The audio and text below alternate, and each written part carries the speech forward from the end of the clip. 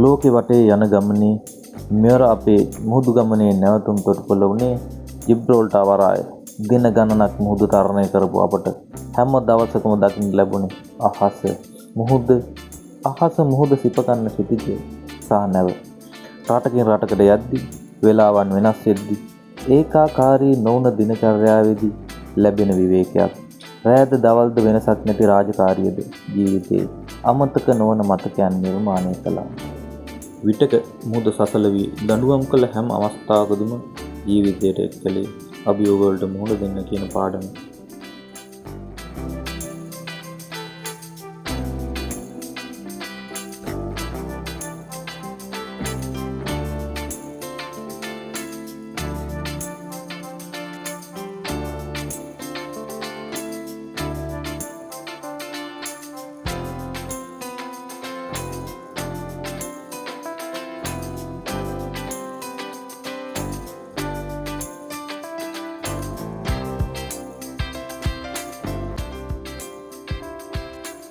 අර ඈතින් පේන ගොඩබිම අපි දකින්නේ ගොඩබිමක් දවස් ගානකට පස්සේ.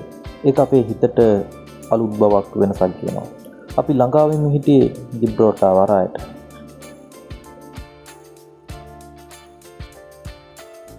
ජිබ්‍රාල්ටර් වරාය ඇට්ලාන්ටික් සාගරය සහ මධ්‍යධාරණී මුහුද අතර දොරටුවයි.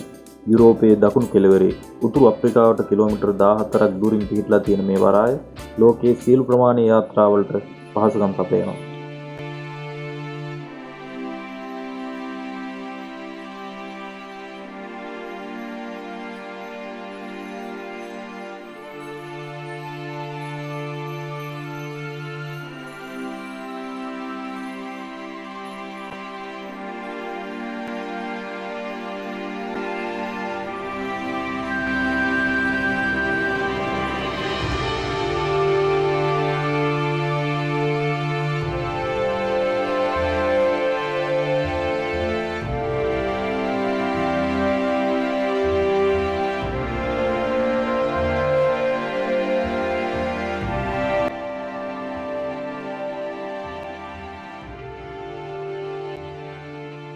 අර ඈතින් පේන ගොඩාක් නැව් ඇවිත් තියෙන්නේ නැවට ඕන කෑම බඩු ගන්න, තෙල් ගන්න, ක්‍රූ චේන්ජ් වලට.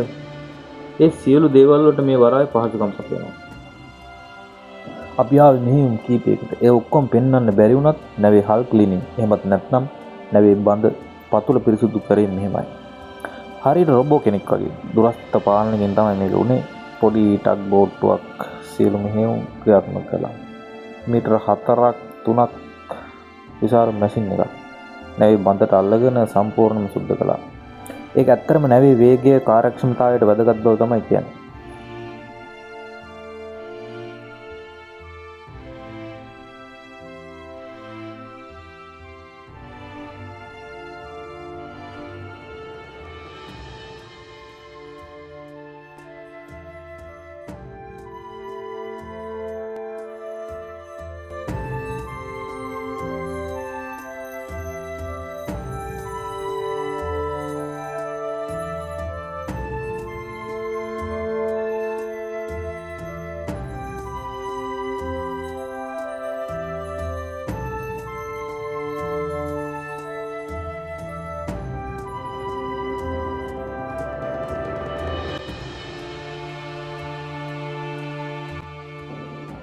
දින දෙකක් පුරා ඉතාමත් වෙහෙසකාරී මෙහෙයුම් කීපයක්ම අවසානයේ හවස් යාමයේ වෙද්දී අපි නැවතත් සිපුරුදු පරිදි මුහුදු ගමන ආරම්භ කළා.